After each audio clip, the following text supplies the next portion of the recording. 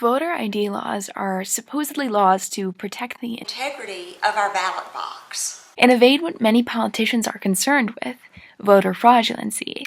This is despite the fact that, according to the Washington Post, a comprehensive investigation of voter impersonation found 31 credible incidents out of 1 billion ballots cast. So why are these laws such a hot-button topic?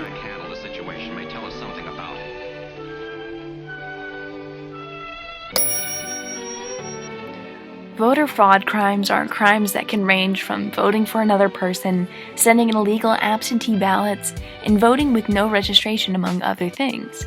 However, voter fraudulency is quite a rare crime, likely because penalties for committing voter fraud range from up to $10,000 in fines and 5 years in prison. So why do many feel so committed to addressing this seemingly non-issue?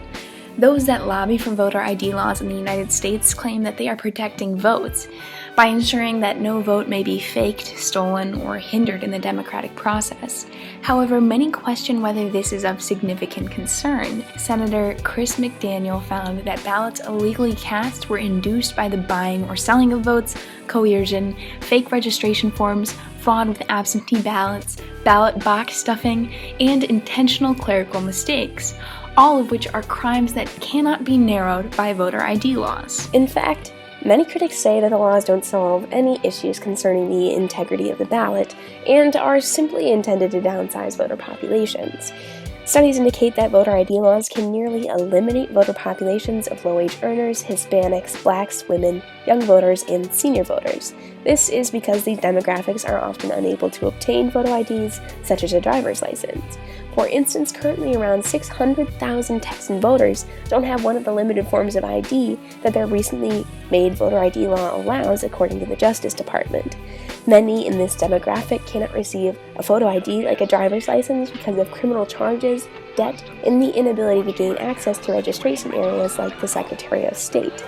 It has been evidenced by recent studies that blacks are 1.78 times more likely to lack accepted ID, and Latinos are 2.42 times more likely to lack accepted ID than whites. Even when these demographics find means of obtaining an ID, they must work around new DMV office hours, which make it particularly difficult to obtain an ID.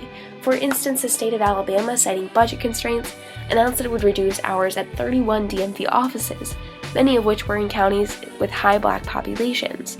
Because of this, voter turnout, especially within the black community, decreased marginally. It also meant that demographics which statistically support Democratic candidates were unable to vote in elections as they did not meet ID requirements. This in turn led to the election of many Republican candidates, who continue to encourage these laws, some of them actually citing that voter ID laws promote their party's growth and favorability during elections. Voter ID, which is going to allow Governor Romney to win the state of Pennsylvania. Done. You know that a lot of Republicans since 1984 in the presidential races have not been able to win in Wisconsin. Why would it be any different for Ted Cruz? Photo ID is going to make a little bit of a difference. Luckily, some state Supreme Courts have recognized that voter ID laws infringe upon ballot integrity and disregard the Voters Act of 1965. And in places like Pennsylvania and Arizona, voter ID laws and proposals have been struck down. However, as of March 2016, many states still limit voter demographics through these laws. It should be of great concern to U.S. residents under the jurisdiction of these laws that part of their population is not being fairly represented within the democratic process, especially when voter turnout in major elections continues to decline in America. Many honorable Americans have fought for the right to vote, and stripping it away from them seems to violate the values these same Americans sought to protect. She authored the bill that would require voters to show a photo ID. It's all about integrity. Take a look. Riddle votes, turns around, votes again for State Rep Temple.